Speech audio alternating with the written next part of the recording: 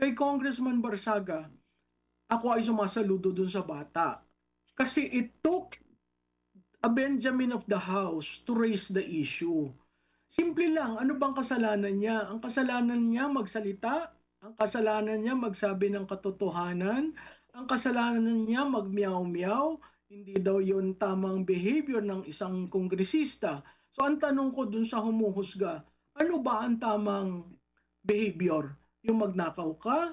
Yung mag-insert ka? Yung you gain advantage? May conflict of interest ka? So ako, at ang biro mo, ang sinasabi na may mental health issue yung bata.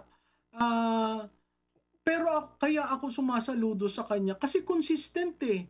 At may logical ang kanyang reasoning kung bakit niya yun ginagawa. Ah, Tama ba? Walang huhusga dyan, kundi ang kanyang mga constituent. Kung ang huhusga lamang ay colleagues niya, abay tama rin, biro mong ilalagay sa ethics, ang daming ethical questions dyan. Doon na lamang sa 67 congressman contractors, no? Hindi ba yon may ethical issues?